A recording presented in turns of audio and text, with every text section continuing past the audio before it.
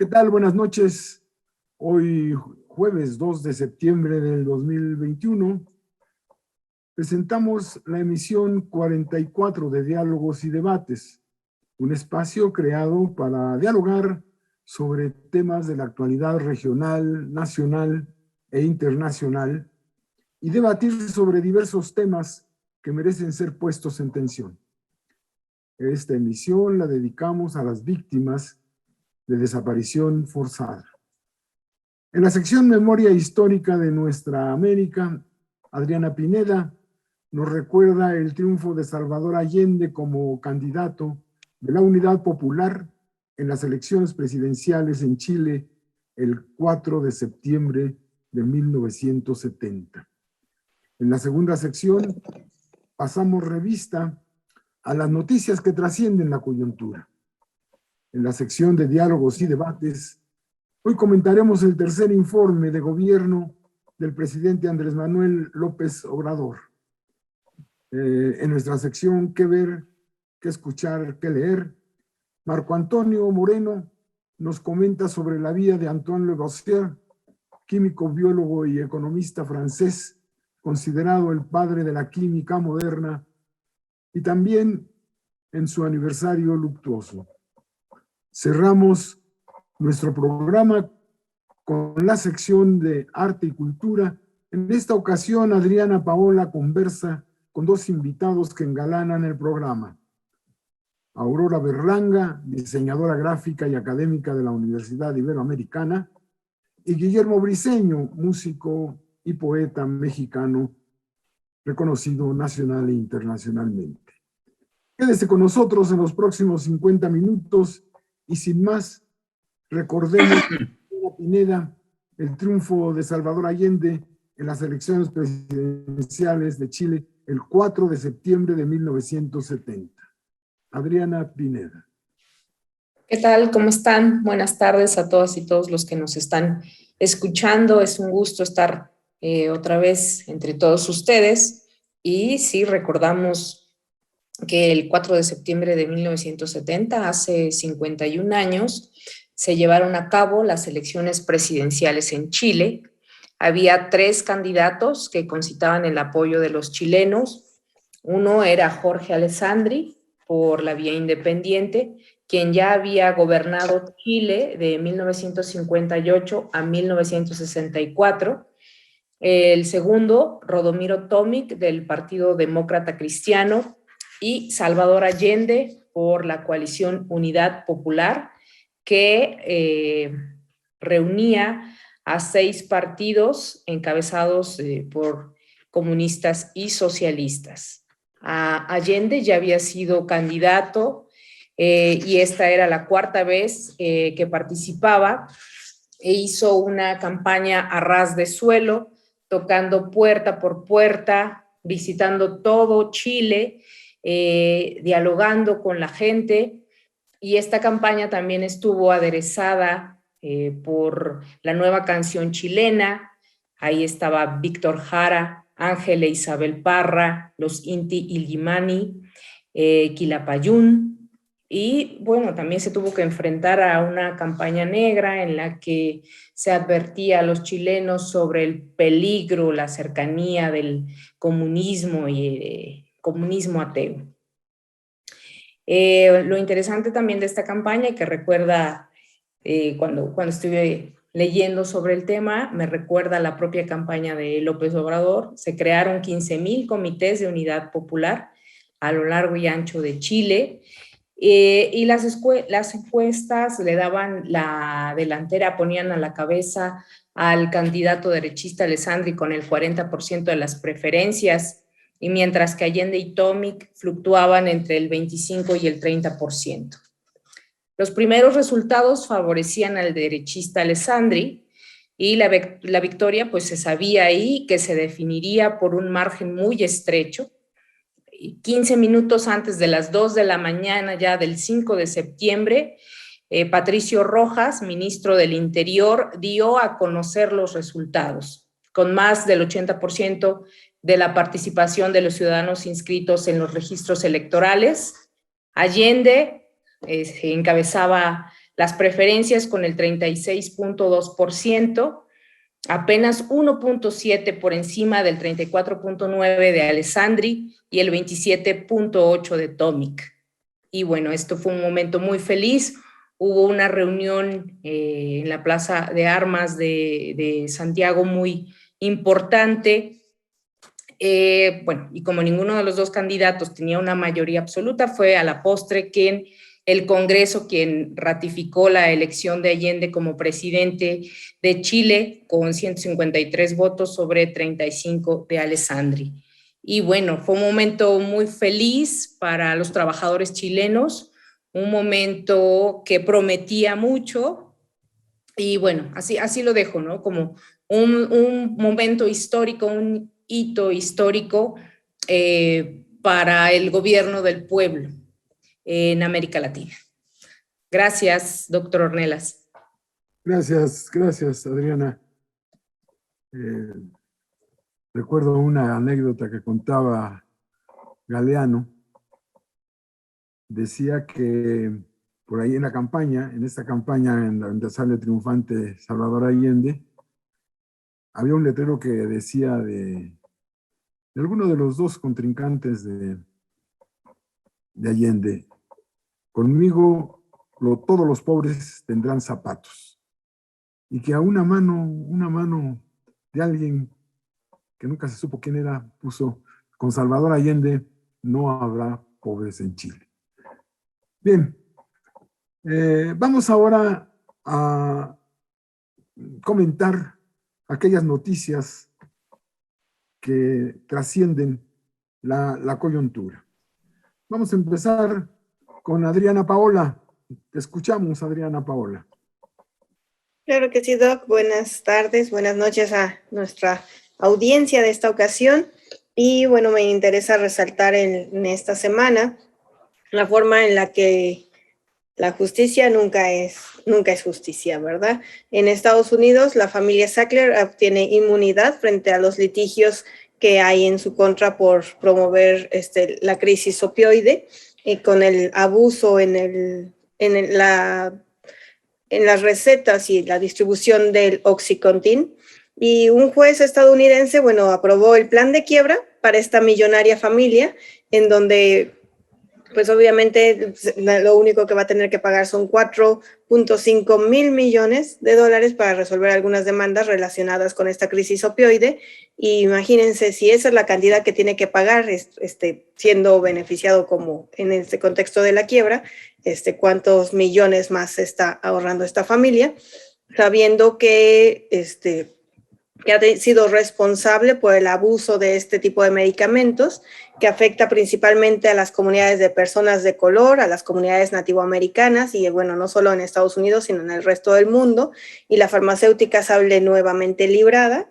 Y pues esta familia incluso va a decir ya libera la producción, no se hace responsable de la producción de este medicamento, y dentro de la protección que le otorga el juez es que además no va a ser, no va a poder entrar a litigios posteriores o a demandas posteriores a esta, pese a la influencia y a que el mismo productor de este fármaco ha reconocido su influencia y su responsabilidad en la crisis opioide, y de todas formas pues salió invicto. Y aprovecho también una noticia breve de cómo China prohibió los videojuegos, que los jóvenes y los niños menores de 18 años ya no pueden jugar juegos en línea por más de 3 horas a la semana. Y bueno, ya algunos papás están preguntando que ahora quién va a criar a sus hijos, qué va a pasar si no tienen estos videojuegos. Otros más están aprovechando para subir en los niveles que acaparaba el país asiático. Y bueno, otros más dicen que apenas iban a poder romper el récord de Mario Bros, ¿verdad? Y con esto sería todo. Juegos, Nana. Marco, te escuchamos. Gracias, doctor. Buenas noches a todos y todas. Yo me quiero referir a una noticia del pasado lunes, en donde en el marco del Día Internacional de las Víctimas de Desapariciones Forzadas, el presidente Andrés Manuel López Obrador se reunió con varias organizaciones que han estado buscando y viendo la manera de que se esclarezcan el tipo de hechos de crímenes que se cometieron desde el poder en los años 70 y 80 del siglo pasado, que se conoce como guerra sucia, así como también para procurar la justicia, la reparación del daño, la memoria y la no repetición de esas atrocidades. El presidente planteó que establecerá una comisión especial de la verdad para esclarecer todas estas cuestiones. Y esto se da fundamentalmente tras la fuerte represión del movimiento de 68, los sucesores de Díaz Ordaz, Luis Echeverría y José López Portillo, desataron una persecución contra organizaciones rurales que se crearon a principios de los 70. Fue una cerrazón por parte del régimen. No hubo pláticas. Hacían y deshacían lo que querían con los personajes que hacían estas movilizaciones o estas organizaciones. De hecho, México vivió la pavorosa incongruencia de un gobierno que en el ámbito diplomático, por ejemplo, tomaba distancia con respecto a las dictaduras militares del Centro y Sudamérica, pero en lo doméstico, en lo interno, llevaba a cabo muchas de esas prácticas criminales, como eran los llamados vuelos de la muerte. A pesar del tiempo transcurrido, las heridas de la Guerra Fría siguen vivas y para cerrarlas es indispensable conocer la verdad en torno a esos crímenes del pasado, impartir justicia hasta donde se pueda y, por lo tanto, resarcir los daños, garantizar que atropellos como los que se hicieron en aquel entonces, el poder público no vuelva a repetirse esos. Eso es la noticia, doctor. Gracias. Creo que es muy trascendente la idea de la Comisión de la Verdad. Necesitamos saber cuántas ejecuciones extrajudiciales hubo y dónde están quienes fueron sacrificados sin el debido proceso y sin cometer más delito que el querer un país distinto. Bien. Adriana Pineda, ¿qué noticia nos tienes?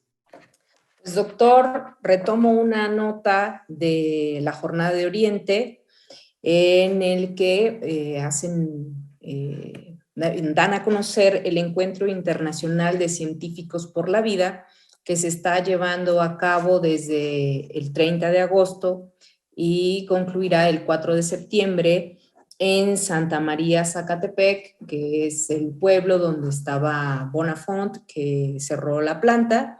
No se sabe todavía si definitivamente, pero pues el pueblo se organizó y ahí se va a llevar a cabo este encuentro internacional que fue inaugurado por Cibeki, y también va a participar Gilberto López y Rivas, que es un hombre de izquierda que ha tomado una posición radical contra una crítica fuerte hacia la Cuarta Transformación y un apoyo hacia las luchas de los pueblos. Entonces, me parece que esta noticia es importante en el sentido de que la lucha de los pueblos por la defensa de sus territorios, del agua, del medio ambiente, es algo que no solo está en México, sino también es algo persistente en el resto de América Latina y que coloca también a estos pueblos organizados a la delantera por la defensa y también por la reivindicación del planeta y de la relación que tenemos con el medio ambiente. Entonces, me parece importante pues que lo demos a conocer, que se difunda y que a pesar de que son posiciones radicales, o sea, digo a pesar, porque, bueno, hay una crítica absoluta a las políticas o medioambientales del gobierno de López Obrador, sí es importante reconocer que la organización puede construir cosas y se puede además poner en red en el resto de América Latina. Y es siempre importante la reivindicación de los pueblos y de sus luchas. Gracias, doctor. A ti, Adriana, creo que vale la pena insistir en que el agua es un derecho humano y esto debe tenerse muy claro, no solamente para dotar de agua a las comunidades y a las poblaciones urbanas, sino también para las empresas que explotan este líquido y que otras lo contaminan. Creo que buena parte de nuestro problema de agua es por la contaminación que se da y por el saqueo que se hace por parte de las empresas. Bien, pues con esto dimos un repaso a lo que consideramos son las noticias que trascienden la coyuntura. Como habíamos anunciado al inicio, hoy decidimos comentar, sin que eso quiera decir que no se haga un análisis más a fondo, el informe o el mensaje que da el presidente de la República con motivo del tercer informe de gobierno del presidente Andrés Manuel López Obrador. No es el informe lo que se dice hoy, es un mensaje político donde López Obrador resume, y creo que lo hace muy bien, resume en lo que ha sido su gestión y el avance que se ha tenido en los distintos proyectos que ha impulsado. El artículo 69 de la Constitución Política de nuestro país textualmente señala que en la apertura de sesiones ordinarias del primer periodo de cada año de ejercicio del Congreso, el presidente de la República presentará un informe por escrito en el que manifieste el estado general que guarda la administración pública del país. En la apertura de las sesiones extraordinarias del Congreso de la Unión o de una sola de sus cámaras, el presidente de la Comisión Permanente informará acerca de los motivos o razones que originaron la convocatoria. Cada una de las cámaras realizará el análisis del informe y podrá solicitar al presidente de la República ampliar la información mediante preguntas por escrito y citar a los secretarios de Estado y a los gestores, a los directores de las entidades paraestatales, quienes comparecerán y rendirán informes bajo protesta de decir verdad. La ley del Congreso y sus reglamentos regularán el ejercicio de esta facultad. En cumplimiento de este mandato constitucional, el presidente Andrés Manuel López Obrador rindió entonces su tercer informe de gobierno en el que informó del fortalecimiento del sector energético nacional, así como los logros de su política social. Importante fue que en este mensaje político que ofreció el presidente se informó de esos avances de los proyectos, macroproyectos para el desarrollo del sureste del país. Y decía yo, puso énfasis en el fortalecimiento del sector energético nacional con lo que él llama el rescate de Pemex y de la Comisión Federal de Electricidad, que habían sido muy vulneradas por la política neoliberal. También se refirió a Andrés Manuel López Obrador a lo que ha logrado con la política social y con el manejo de las finanzas públicas, que permiten prever un crecimiento de la economía nacional de 6.2%. Lo dijo ya el Banco de México, hizo ese pronóstico. Lo mismo algunas otras empresas analistas han señalado que podría ser más del 6% el crecimiento para este año, lo cual todavía no significa que se haya resuelto, que se la pandemia, pero se va por un buen camino. y es posible que en 2022 se pueda lograr mejorar ya y rebasar la economía tal como estaba antes de la pandemia.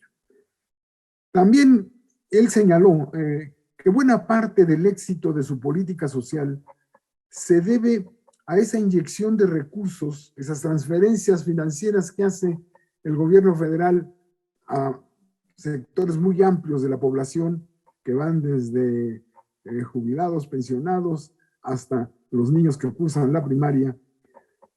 Estos recursos han permitido sostener la capacidad de consumo de buena parte de la población, de satisfacer sus necesidades básicas, lo cual alienta también el crecimiento de la economía, particularmente de las pequeñas y medianas empresas. Pero esto es lo que el presidente de la República, Andrés Manuel López Obrador, mencionó. Pero veamos ahora qué opinan nuestras analistas, Adriana Pineda, Paola Palacios y Marco Antonio Moreno, quienes hoy participan en estos comentarios a esta primera fase del informe. Falta todavía lo que puedan ir a aclarar los secretarios de Estado y los directores de las empresas paraestatales. Empezamos con Adriana Pineda, nuestros comentarios sobre este mensaje enviado por el presidente de la República. Sí, muchas gracias, doctor Ornelas.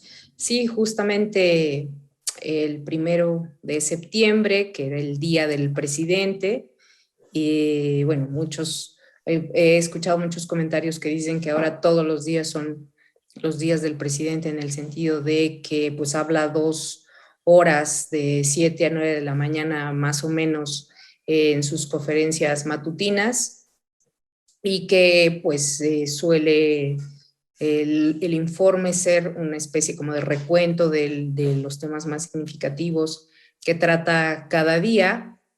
Sin embargo, creo que uno de los aspectos más relevantes de lo que ha informado y del mensaje político que ha dado se refiere a la vacunación. Casi el 60% de los mexicanos tenemos al menos una dosis de las vacunas, y esto ha sido importante en el sentido de que en esta tercera ola, pues, aunque ha habido más contagios, pues la letalidad ha disminuido considerablemente en relación a la primera y segunda ola. Y pues esto se puede considerar que es reciente, bueno, esta concreción de las vacunas, apoyado desde luego en el secretario de Relaciones Exteriores, Marcelo Ebrard, pues sí es muy importante el tema de la política social. O sea, me pareció que tenía un ánimo tranquilo, un ánimo, bueno, lo dijo, ¿no?, que podía irse en este momento de la presidencia de la República y estar él tranquilo, satisfecho del esfuerzo que ha hecho cada día como presidente de México, y que consideraba él que era irreversible el asunto de las políticas sociales, así como usted lo mencionó, las transferencias de recursos que se da a adultos mayores, pues a los niños, a becas, a estudiantes, etcétera. Toda esta construcción que ha hecho también alrededor de los jóvenes construyendo el futuro, o de los programas de Sembrando Vida.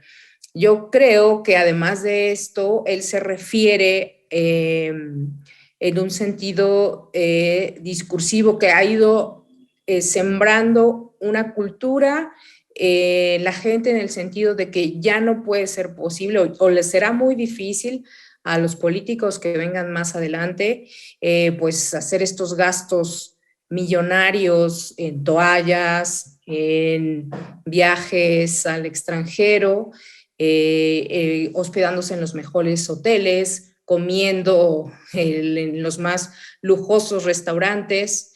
Yo creo que poco a poco se está instalando en el consciente colectivo del mexicano que eso no puede ser, ¿no? Este lema de no puede haber un pueblo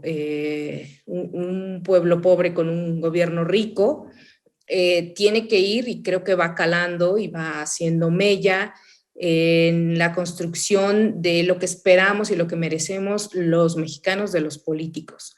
Necesitamos más respeto y transparencia, y creo que en ese sentido se va colocando esta idea que va a ser difícil. Desde luego no podrá ser irreversible si en uno o un par de sexenios pues hay gente que, bueno, se logra una mayoría de oposición que pues eche para abajo en la Constitución la obligatoriedad de otorgar estos beneficios económicos a la población.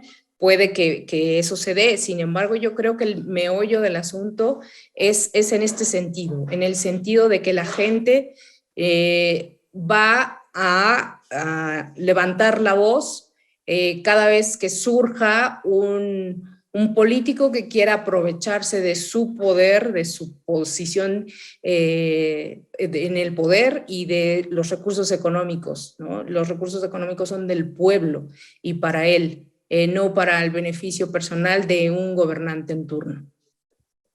Gracias, doctor. Gracias, Adriana Pineda. Marco Antonio, te escuchamos. Sí, doctor. Bueno, yo tengo la impresión de que el presidente hizo un balance, por supuesto, a la mitad del sexenio. Pero mi impresión es de que llegó con un aplomo que difícilmente va a poderse quitar esa imagen de seguridad, de tranquilidad, de claros informes con respecto a los diferentes rubros que él hizo en un condensado, vamos a decirlo así, como si fuese un condensado de una mañanera, una gran mañanera, pero esta vez sin preguntas de los reporteros o periodistas. Yo, por supuesto, destaco algo que me parece que tiene que ver con el hecho que dijo de principio, dice, detuvimos la tendencia privatizadora, sobre todo en el sector energético. Y habló de la situación de cómo se encontraban las refinerías, los avances de la refinería Dos Bocas, la nueva. Habló sobre la cuestión de la reforma energética en términos generales y de la industria eléctrica, de la construcción de estas vías férreas de comunicación en el sureste, lo que es el Tren Maya y el que transporta en el futuro y se comunica a los océanos Atlántico y Pacífico. Bueno, daba su informe, presentaba cifras efectivamente de millones, a veces miles de millones, a veces en dólares, en fin. Y daba una situación completamente diferente a cómo se daban aquellos informes de los gobiernos neoliberales en donde solamente decían pero no hacían.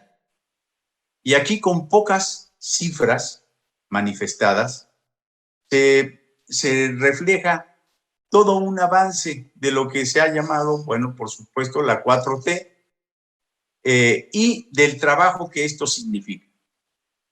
El aplomo y la sinceridad con la que él da las gracias a su gabinete, a sus funcionarios, al esfuerzo de muchos mexicanos para poder seguir con esta tendencia de hacer que no vuelva nuevamente a plantearse o a plantarse sistemas neoliberales en un gobierno como en el que tenemos. Creo que da una muestra. Y va a ser muy difícil, como él incluso lo señaló, va a ser muy difícil que se regresen las situaciones de las cuales ya se ha avanzado muchísimo. No hizo una danza de millones grandes como antes, en fin, no. Dijo lo que tenía que decir y además yo creo que fue también un mensaje muy claro con esa frase que circuló inmediatamente, de que dicen, esto es lo que hemos hecho, y para aquellos detractores, ¿sí?, tengan para que aprendan. Gracias, doctor. Sí, Marco. Adriana Paola, te escuchamos.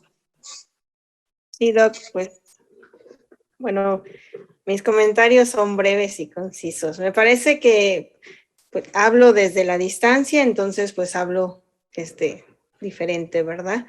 Y algo importante es ese énfasis en que ha realizado en torno a un gobierno austero, que creo que es importante en cuanto a la rendición de cuentas, en cuanto al manejo y al uso de los recursos económicos del país de forma más adecuada y garantizando que realmente se destinen a los lugares y a los espacios que son necesarios. Sin embargo, por testimonio que he podido constatar con organizaciones, sabemos que varios recortes presupuestales afectaron muchos procesos, por ejemplo, en las regiones indígenas, en las regiones urbanas y que se encuentran tal vez en condiciones más empobrecidas y que no ha habido un proceso para suplir aquello que estaba, ¿no? Entonces, un caso sería los refugios de atención a mujeres en condiciones de violencia, en situación de violencia de género, que sabemos que por más de año y medio estuvieron sin ningún financiamiento, casi 2 años, de hecho, y que aunado a la pandemia, bueno, pues estas cosas se profundizan.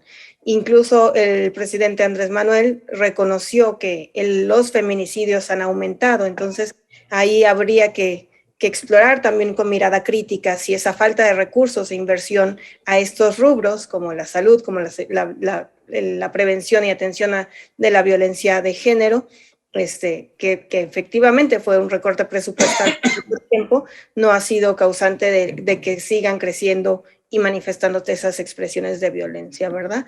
También me parece importante, algo en lo que ya destacaron todos ustedes, es la cuestión energética, la posibilidad de nacionalizar el rubro energético y que apela nuevamente a que ya a escala global necesitaríamos dejar de depender de la energía fósil, pero que sabemos que finalmente recursos nacionales tendrían que quedar en manos y en beneficios nacionales.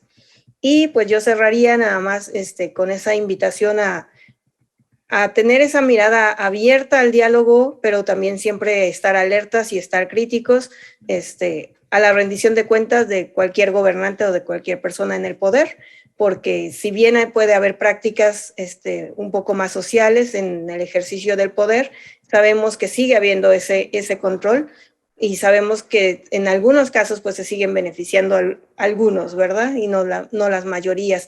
Probablemente en este influjo de recursos a los sectores más vulnerables ha sido algo favorable, pero vemos también la contraparte, donde proyectos como los megaproyectos, ¿no? Como en el sureste mexicano, que siguen afectando las regiones indígenas, pues sigue siendo una constante de este mundo globalizado y neoliberal, ¿verdad? Entonces, supongo que en la lógica de poderse mantener, pues tiene que negociar con esos espacios también de poder y, bueno, finalmente se subordina en ciertos momentos igual al capital. Esa es mi opinión. Muy bien. Bien, pues estos son los comentarios que podemos hacer, digámoslo así, a bote pronto, de lo que informó, aunque a veces decimos lo que no se dijo, se comenta de lo que no se dijo, de lo que informó el presidente. Ya veremos quizá en el grueso del informe todas estas cuestiones con mayor detalle y tendremos oportunidad de comentarlas. Vamos ahora a nuestra sección de qué ver, a dónde ir. Bueno, Marco Antonio nos tiene la biografía de Lavoisier, el padre de la química moderna. Marco Antonio, te escuchamos. Sí, doctor, gracias. Bueno, hace una semana celebró el nacimiento de Antoine Laurent de Lavoisier. Él es denominado como el padre de la química moderna. Él fue químico, fue biólogo. Le dicen que fue economista francés, pero en realidad era recaudador de impuestos. Ya platicaremos un poco de esto. Y es considerado el padre de la química moderna por sus estudios sobre oxidación de los cuerpos. Él hacía experimentos sobre respiraciones de animales, el análisis del aire, y llegó a tener la posibilidad de encontrar una ley que es la ley de la conservación de la masa, la teoría calórica, la combustión y estudios de fotosíntesis. Él fue uno de los protagonistas principales de la revolución científica. Condujo a la consolidación de la química como una ciencia. Y por ello, pues es el fundador de la química moderna. Antes de que él descubriera que los elementos que estaban denominados antes, que nada más se decía que eran 4, fuego, aire, agua y aire, tierra, que eran elementos que eran los únicos con los que se contaba. Pero él, analizando el agua, descubrió que no era un elemento, que era un compuesto, y lo separa y da la posibilidad de que efectivamente todos estos aparentes bases de lo que se conocía como elementos no hacían otra cosa más que la teoría del flogisto. Por eso se recomienda que se lea esta situación de la vida de Lavoisier.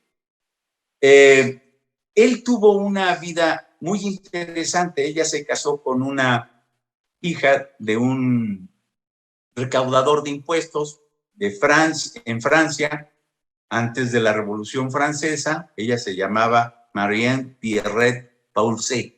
Él, y gracias al hecho de que pues estaba pasando por ahí dineros, él pudo hacer un laboratorio muy grande, muy moderno, y por eso hizo los ensayos sobre el flogisto y lo echó.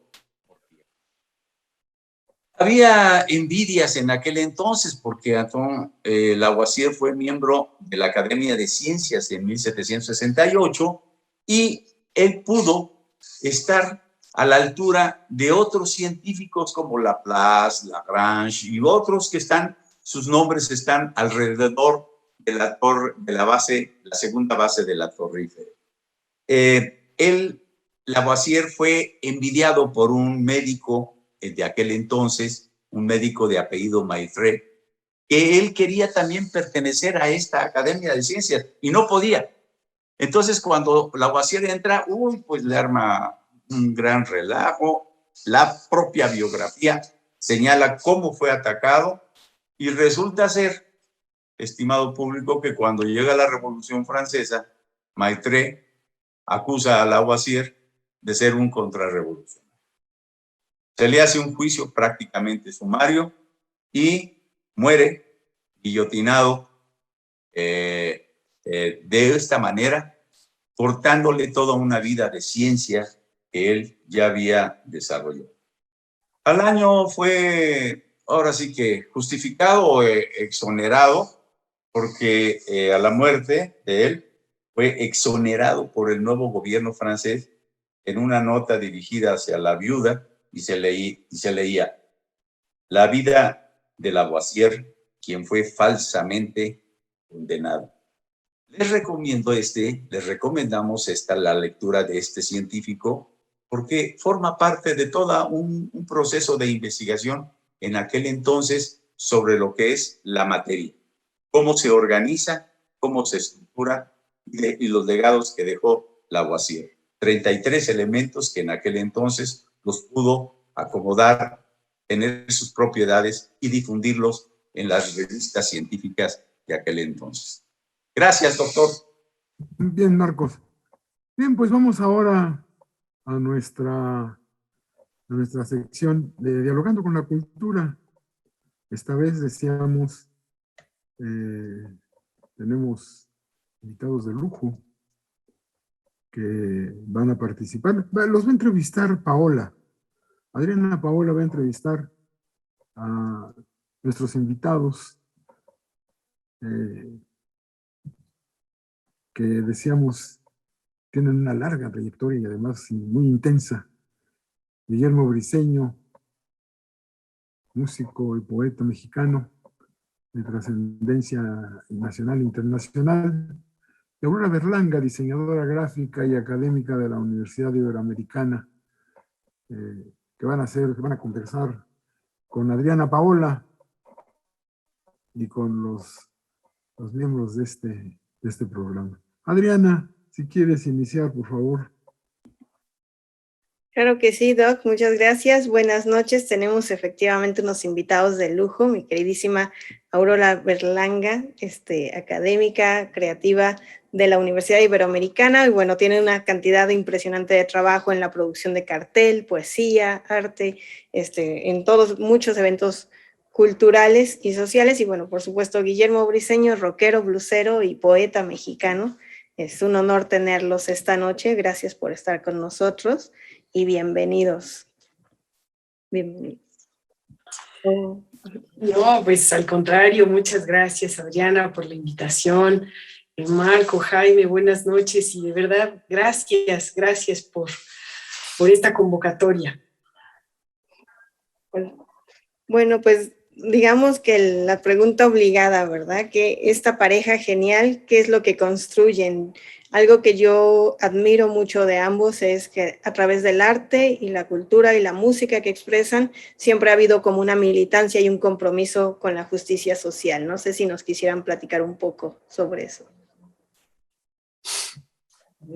Mira, eso es algo que parte de como de los huesos de la conciencia, ¿entiendes? Hay algo que la sostiene en posición y que trata de ser lo más correcta posible desde un criterio que vas formando a lo largo de tu vida y que inclusive te ayudaron a formártela a otros mayores y lecturas y la historia misma, ¿no? También rodando se pule la piedra y vas viendo que eso es lo que quieres hacer, seguir tal vez escribiendo el mismo verso desde el principio, pero tiene diferentes departamentos a lo largo de la existencia. Y cómo lo relacionas con,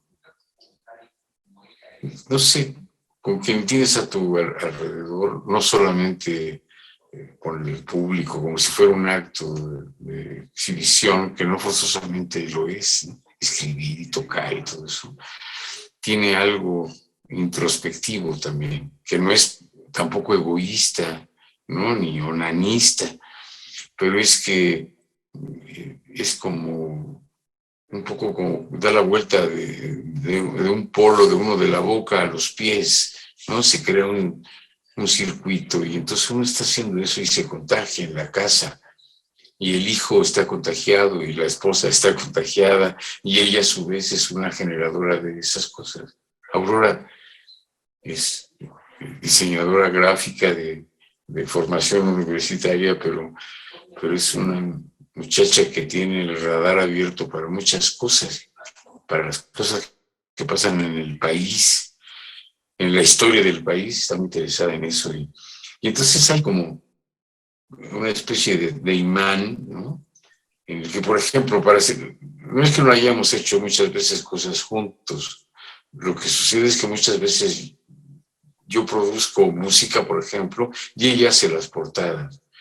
O en la escuela de rock se producen actos de todo tipo, ¿no? La cátedra Lenkersdorf cada año y otras cosas que hacemos.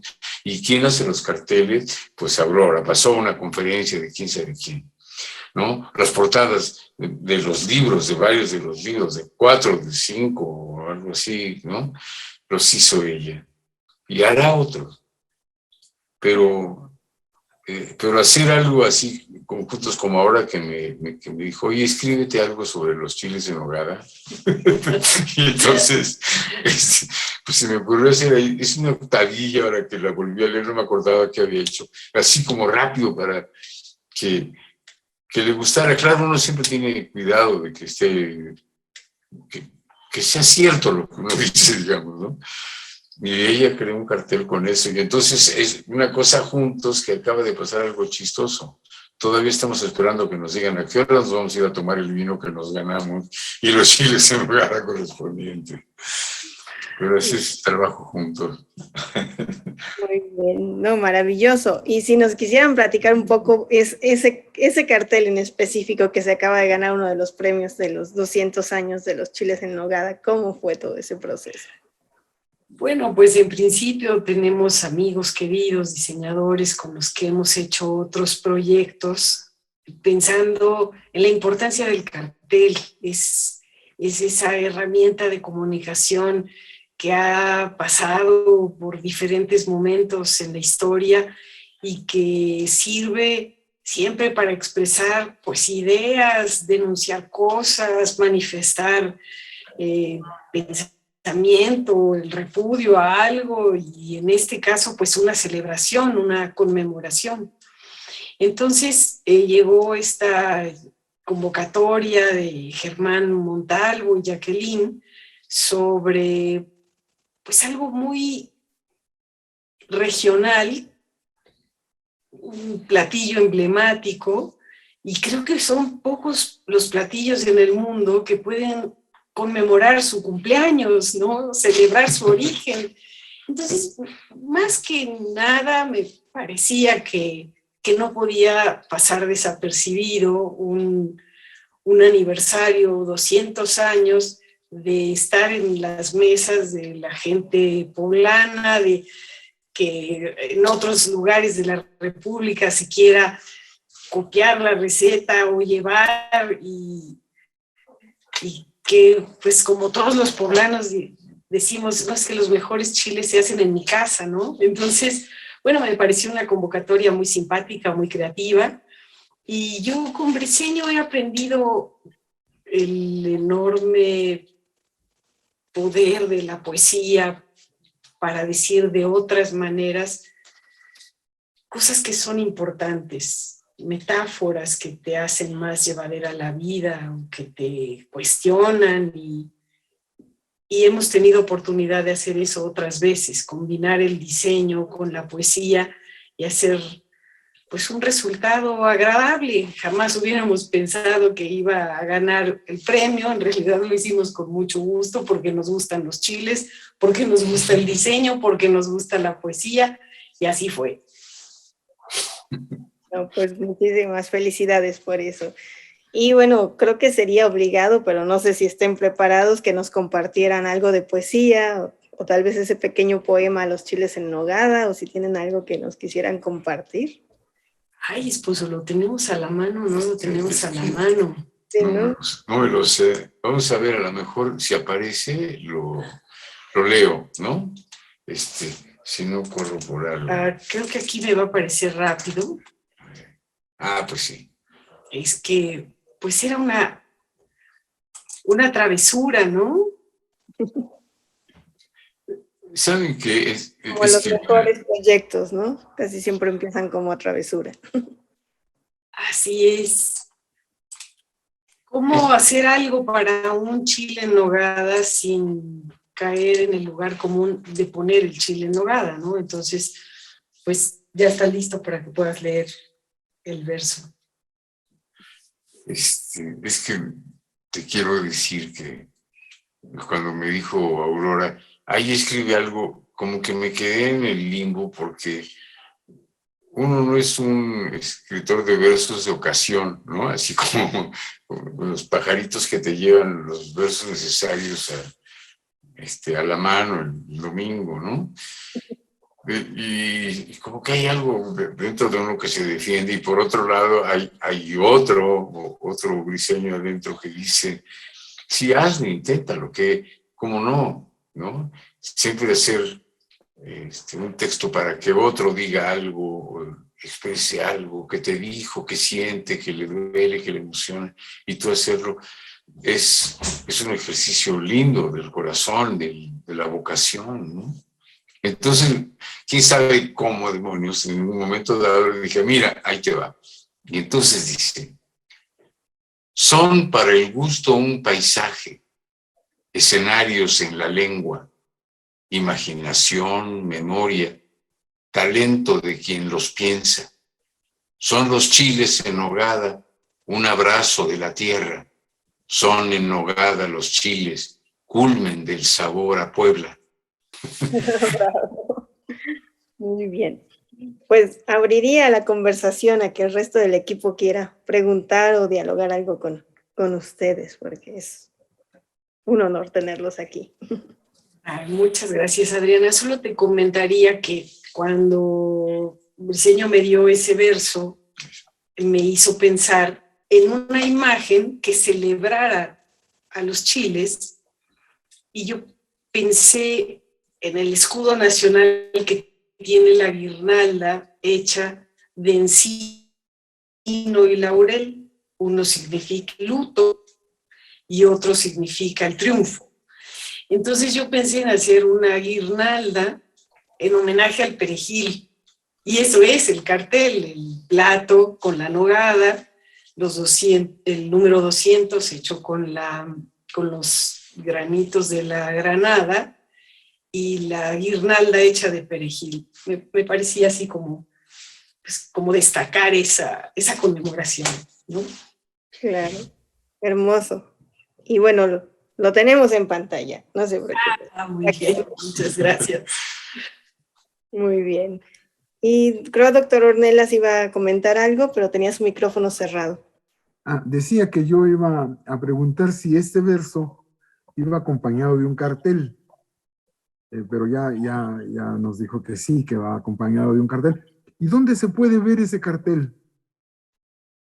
Entiendo que de los 42 carteles que llegaron a la convocatoria, dicho sea de paso, hay grandes cartelistas que hicieron igual una propuesta, homenaje a este platillo poblano, y de esos 42 hicieron una selección de 12 que estarán en exhibición tanto en La Noria, en el restaurante La Noria, como en el Restauro. Y me gustaría darnos una vuelta el fin de semana para verlos, porque hay propuestas muy lindas. Creo que todo poblano se puede sentir orgulloso de que estos otros talentosos diseñadores también pusieran pues su creatividad y su talento para expresar algo en torno a los chiles. Hay algunos que son más metafóricos, como un flechazo al corazón en el chile, como que otras, el chile poblano como la bandera de México. Pues vi diferentes expresiones. El plato que se comió Chile. El ganador es un plato que se come. Se deleita, ¿no? Se deleita con el chile en nogada.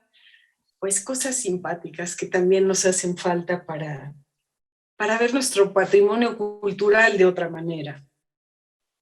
Claro. Yo creo que la mejor manera de ver nuestro patrimonio, patrimonio natural lo llamaste, ¿no? Cultural. Pues, y cultural, como cuando es la comida, pues lo mejor que se puede hacer es comérsela, ¿no? Y luego ya vemos, ¿no? Nada más que no falta algún travieso como los organizadores de esta cuestión de homenajearlos, ¿no? Y honrarles. Y entonces aparecen las formas en que los humanos lo hacemos. Les cantamos a las cosas, les bailamos, les tocamos música, ¿no? Entonces, pues eso fue lo que pasó. Por eso hay dibujo. Lo que tú hiciste tiene pues un trabajo de diseño, es un performance visual, ¿no? Inventaste ahí, quién sabe qué, que no es un chile en nogada, porque está en juego de parte de los diseñadores, por supuesto, evadirse la obviedad, digamos. Y entonces, bueno, por eso se lleva bien con la cuestión más metafórica. Y yo tampoco voy a delirar con que este es un gran poema, ¿no? Está digno, ¿no? pero es, no sé, son percepciones abordadas de esa manera. Y yo lo llamamos, aquí usted los oí decirlo, incluida Aurora, que es un verso. Son varios, son 8 versos, ¿no? No un verso, son 8 versos. Ahora, si lo queremos llamar poemas, es por ser amables con él, y es un poema que acompaña el cartel de Aurora, ¿no? Es un montaje rimado, organizado, simpático, ¿no? Y bueno, se puede hacer poemas. Yo creo que esa es una palabra delicada, la palabra poema, poesía, ¿no? Hay que mirarlo con respeto. Y entonces, con mojada la pluma en ella, se pueden hacer cosas. Un poema, en serio, de veras, hondo, ¿no? Siempre se está buscando, ¿no? Ojalá que algo tenga esto, pero no puedo irme yo solo con la apreciación de que porque lo hice es un alcance poético, son unos simpáticos versos, ¿no? Armados, y que reconocen la delicia, porque a mí también me gustan los chiles en nogada. No era fácil decir que no. Un ejercicio de resignificación, tanto gráficamente como con las palabras. Muy bien. Es difícil hacer versos. Ahora, hacerlos a un chile todavía debe ser todavía más complicado, ¿no? Sí, sí. Bueno, gracias por estar conversando con nosotros. Yo había escuchado al blusero Guillermo Briceño, ya desde hace buen tiempo ahí en la escena musical de México, y es interesantísimo encontrar esta combinación de talentos y de, cómo se puede encontrar, ¿no? En este cartel, que también ahorita lo vi, lo pude ver en internet, es interesante, está muy bonito, ¿no? Muy ordenado, pulcro, es llamativo, y eso justamente, quizá la gastronomía hace eso, ¿no? Todos podemos ahí aterrizar emociones, y justo tenía esta curiosidad de ustedes qué piensan del chile en nogada, ¿no? De esos sabores que pueden ser intensos. Pues, en principio, tenemos una relación en mucho ganada por la gastronomía, ¿no? Yo le decía a Briceño, a ver, ¿qué tienes que estar tú haciendo casado con una poblana? Pues claro, porque lo gané por el estómago. Entonces, alguna vez, una ocasión maravillosa, tuvimos la oportunidad de reunir a su familia, como que para que yo los conociera, y le dije, pues vamos a hacer unos chiles en nogada. Y yo creo que Briceño estaba desconfiando de la capacidad. Y decía, pero de veras te van a salir, pero en serio, porque ya viene toda la familia. Y la verdad es que nos quedaron muy buenos y los dejamos muy impresionados. Entonces también quedó así como una escena muy romántica, ¿no? Para nosotros, entre nogada y perejil y chiles y todo. Son muy famosos, como ustedes saben, ¿no? Hay mucha gente, por ejemplo, en el Distrito Federal, que dice que come chiles en nogada, ¿no? Es más, hay restaurantes elegantes que los sirven y hacen cosas que yo he aprendido de aquí, de la sabiduría poblana, que son aberrantes, como usar crema o no sé, ya saben, ¿para qué digo las cosas que ustedes conocen? Por ahí oí decir, Aurora, algo de que cada familia piensa que los de casa son los mejores. Sí, yo he oído la competencia de todo el mundo, ¿no? Pero fíjense, esos que contó Aurora que hizo para mi familia, todavía vivo mi papá, con la ayuda de mis hijas y con la ayuda de quién sabe quiénes, no sé qué hicieron. El caso es que fueron de los mejores que he probado en mi vida. Estaba muy inspirada, seguramente que quería quedar bien con su suegro, y hizo un numerito sensacional, ¿no? Me acuerdo que era como un experimento para ella hacer tantos, por cierto, para su personal. El caso es que fue muy bueno y quedó en mi memoria. No era la primera vez que yo los probaba, pero fue la primera vez que probé unos tan buenos, verdaderamente deliciosos, ¿no? Y entonces cuando pasó el tiempo uno se vuelve, ya lo tocó el demonio, ya probó unos así, entonces ya no cualquier cosa le sabe bien. ¿Cómo pasa con lo que sea? Con los frijoles. Unos buenos frijoles son insustituibles, ¿no? Bueno, pues igual, cada nivel es lo suyo.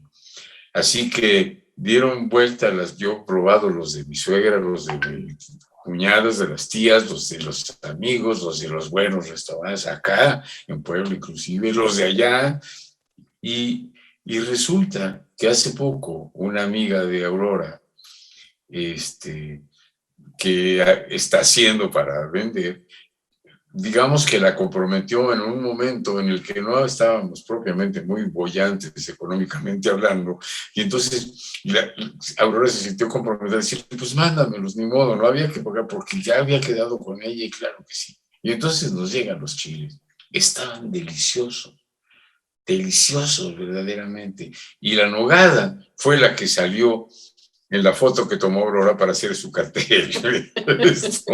Esa es la verdad. Pero además, ¿cómo no van a salir los versos?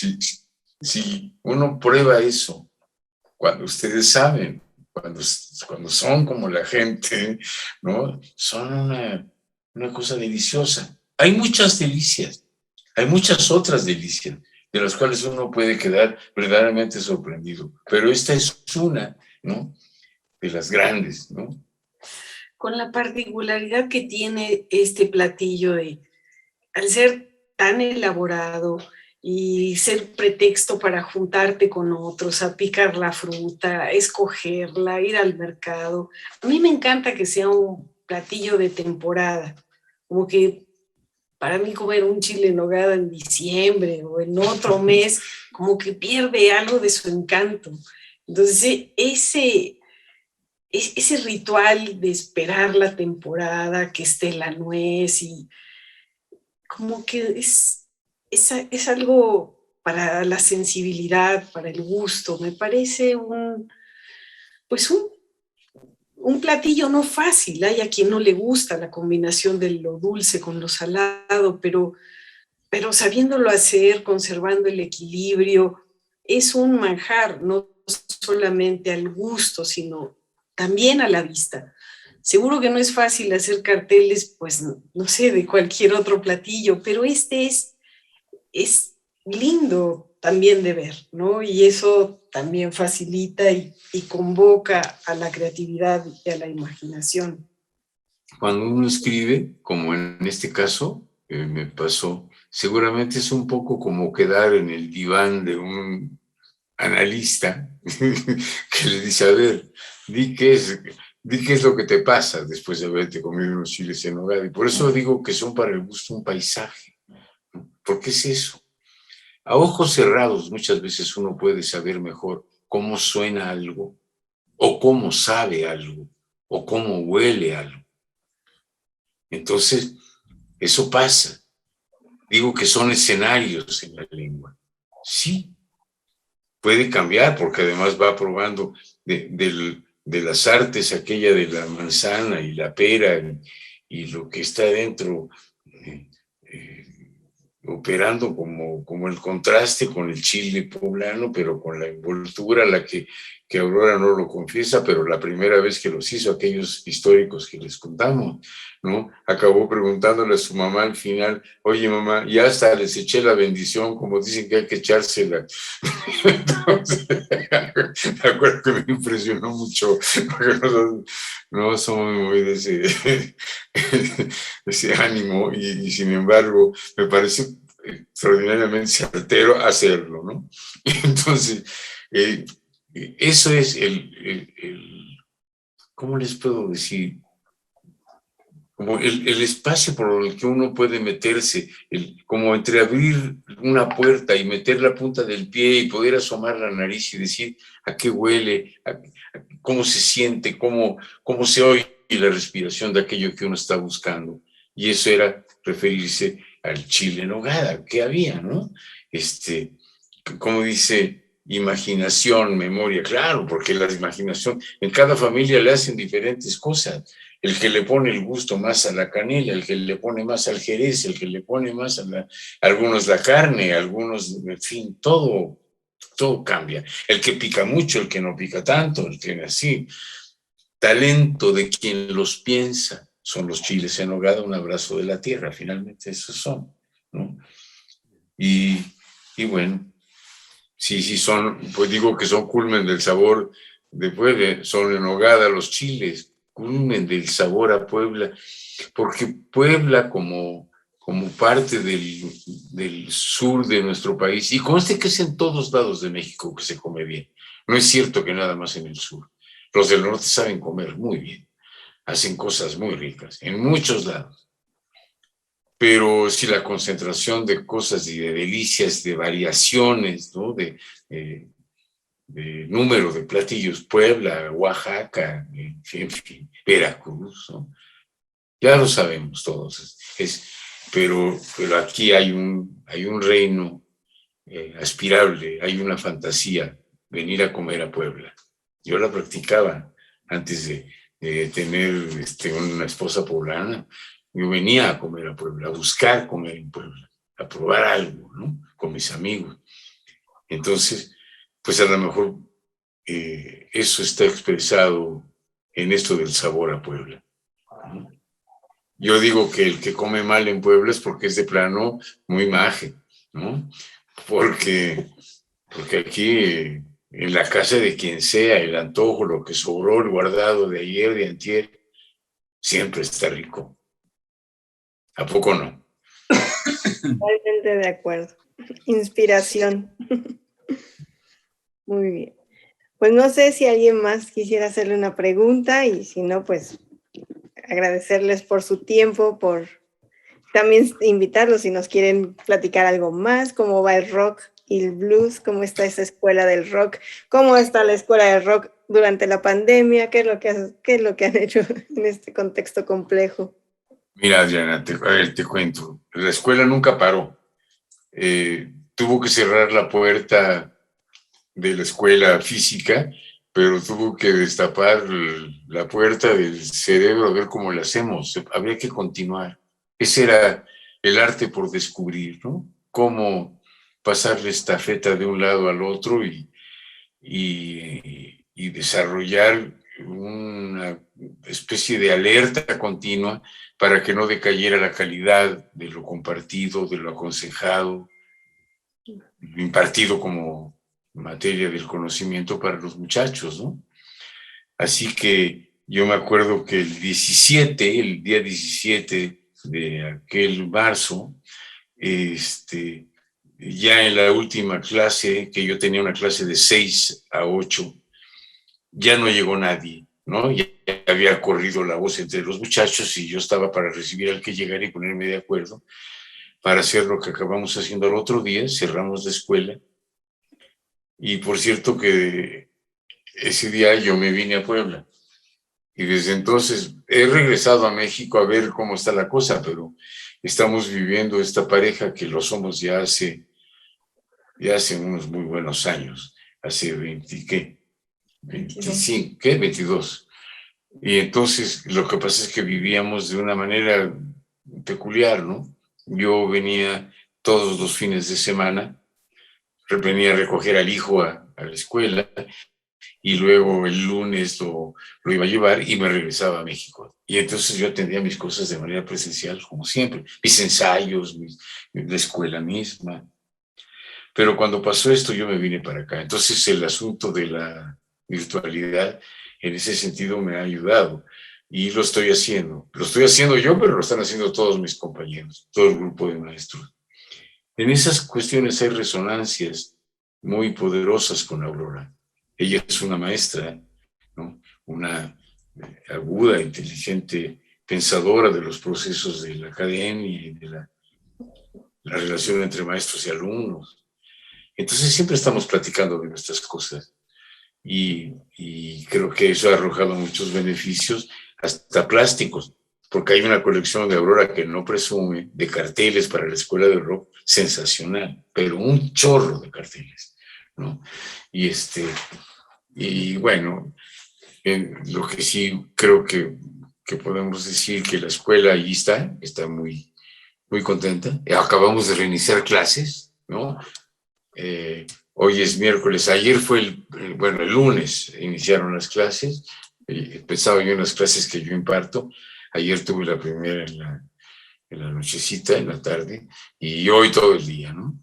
Y mañana me toca otra vez y estar pendiente de ello y ya regresaré. Y por lo que toca la música, pues estamos siempre haciendo cosas. Todos los jueves hago un programa por internet en Facebook a las 6 de la tarde y no falla, excepto cuando hay vacaciones, algo así. Pero siempre me van a ver estrenar algo, recuperar algo de quién sabe cuándo, cosas que es emocionante tocar, ¿no? Si no, no tendría caso.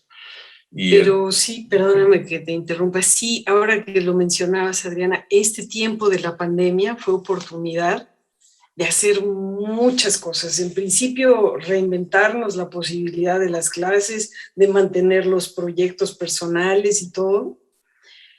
Afortunadamente, hasta ahora la hemos librado, no nos enfermamos y fue un tiempo de mucha producción. Yo vi que Briceño escribió, hizo canciones, tuvo la posibilidad de participar en un festival internacional que nunca nos hubiéramos imaginado en otro contexto que iba a poder ser así. Entonces me doy cuenta al paso de estos meses que hemos aprendido mucho de cómo no dejarse arrasar por algo tan complejo que se metió, que irrumpió en nuestras vidas y tratar de ponerle la mejor cara. Perdimos muchos amigos, gente querida, y bueno, creo que de la única manera en la que uno le puede hacer frente o hacerse fuerte en esta situación, pues fue a través de la música, la poesía, la literatura, el diseño. Escribimos textos. Afortunadamente para nosotros fue un tiempo muy productivo. Muy bien. Y de todas maneras, no todo en nosotros es gloria, ¿no? En este sentido, en serio lo digo, ¿no? Hay pulsaciones contrarias. Yo también me enfermé de la panza, por ejemplo. Lo veo como un resultado de una especie de cosa nerviosa, de estrés también. ¿Qué pasa con cómo lo estoy haciendo? Nos están entendiendo qué es lo que estamos haciendo. No solamente los alumnos y los maestros, que ya hay bastante labor, es mantener el equilibrio, ¿no? Digamos que poner cara de que adelante, mis valientes, lo vamos a hacer así y vamos a probar. Y uno está diciendo, no puedo poner cara de que tengo miedo de que no salga, porque más bien lo que tengo que darles es la certeza de que nos va a resultar bien si lo hacemos de esta manera y lo probamos. Y pongo a corto plazo la prueba y como comprobamos que todo iba saliendo bien, uno va aflojando la sonrisa y dice, ya ven, sí era cierto, sí podemos hacerlo. Lo que durante tantos años nos habían pedido que la escuela apareciera en línea, nunca lo hicimos, pero ahora que lo tuvimos que hacer aparece genial, ¿no? Y aprendimos cosas que ahora, ojalá que nos entienda todo el mundo comprometido con eso. Ustedes nos van a entender porque son buenas personas, porque se los digo y me van a creer, que lo que tenemos que hacer es no olvidar lo que aprendimos a hacer y recuperar la cosa presencial en la mejor manera posible. Porque por supuesto que nosotros somos los que queremos regresar. No necesitamos que nos digan que regresemos. Y no lo digo porque esté diciendo el presidente que haya que regresar, porque en el nivel de los niños y eso, en muchos sentidos tienes razón. Por supuesto que la socialización de las relaciones y todo eso es formativa. Y sí es necesario que pase, que hay que cuidarse y que hay que guardar los protocolos y que tienen derecho todos a decir yo no los mando porque todavía no confío. Todo eso está bien. Está bien, pero son contradicciones, ¿no? Son pulsaciones hacia diferentes lados, y uno forma parte de ellas. Yo tuve que tocar ya un concierto de manera presencial en medio de la cosa pandémica, cuando estoy haciendo una canción que se llama #Quédate en casa, hace mucho al principio de la epidemia, ¿no? Y tengo no propiamente que contradecirme, sino después de 1 año y medio casi, aceptar que tengo que aprender a vivir esto que llaman la nueva realidad y que yo la veo muy extraña porque es nueva cada vez está renaciendo a corto plazo. Es un bebé que nace no de 9 meses, sino como de 3 semanas cada vez. Cambian las cosas. Está en movimiento el país, está en movimiento el mundo, está en movimiento la ciencia, está en movimiento la cosa reaccionaria de mucha gente batallando en contra del sentido común y de la información verdadera, cosa de la paciencia de la gente para poder tener respiro y decir esto es lo acertado o no, ¿no? Ahora todo el mundo es epidemiólogo, todo el mundo es politólogo, todo el mundo, ¿no? Todo el mundo abre la boca sin parar. Hay mucha gente que se quedó sin qué hacer y se regodea en sus chats, ¿no? Y es un chat de 50 personas en donde se dicen lo que quieren oír ellos y parecería como que hay un país ahí dentro. Todo eso va a generar un efecto en el proceso social venidero. De hecho, lo está efectuando ya, ¿no? Creo que en el arte se va a ver reflejado, creo que los pintores y los cineastas y los bailarines y los músicos y los poetas van a tener por fuerza que sentirse tocados por la nueva experiencia. Nada es igual y a la vez somos los mismos. Y si estábamos convencidos de que lo que hacíamos valía la pena, hay que sostener los mismos principios, pero hay que aprender a aplicarlos de una manera muy alucinantemente compleja, ¿no? Variada, distinta, ¿no? Distinta a lo que uno espera. Y creo que, bueno, para eso, en eso ayuda mucho ser músico y la poesía y el diseño, y la imaginación, la cosa creativa, te desafía, te pregunta sin que tú estés muy consciente, es ahí como un ectoplasma que te dice, ¿qué vas a hacer, diseño? ¿No? Reacciona, está pasando esto, tienes que ocuparte de ello, ¿no? Es importante, no te puedes quedar callado, no hay derecho. Así está. Pues muchísimas gracias. Y efectivamente, pues sabemos que nos puso en jaque, pero obligó a pensar, a repensarnos en lo social, en lo político, en lo económico, en lo cultural y en lo ambiental, que seguimos todavía repensándonos. Pero bueno, pues muchísimas gracias por su presencia, por su participación. Ha sido una conversación deliciosa. Y bueno, deliciosa y enmarcada además por la delicia de los chiles en nogada también, por supuesto. No sé, no tengo nada más que decir, sino muchas gracias por tan deleite que ha sido charlar con ustedes. No, igual nosotros agradecerles mucho, mandarles un abrazo a ti, a toda la gente de la Jornada de Oriente, que es un periódico que queremos tanto y que lo sentimos tan cerca. De veras, muchas gracias y que sea oportunidad de seguir por otros caminos, pero seguir. Sí, así, pues sí, no puede parar, no debe parar. Gracias Ustedes a tampoco. todos, de veras, muchas gracias. Gracias Y muy buenas noches. Un abrazo. Muchas gracias. Vernos pronto. Un gusto. abrazo. Chao. Gracias. Bien, pues con esto concluimos nuestra emisión 44 de Diálogos y Debates. Acompáñenos el próximo jueves a la misma hora en este canal de YouTube de la Jornada de Oriente. Gracias, buenas noches.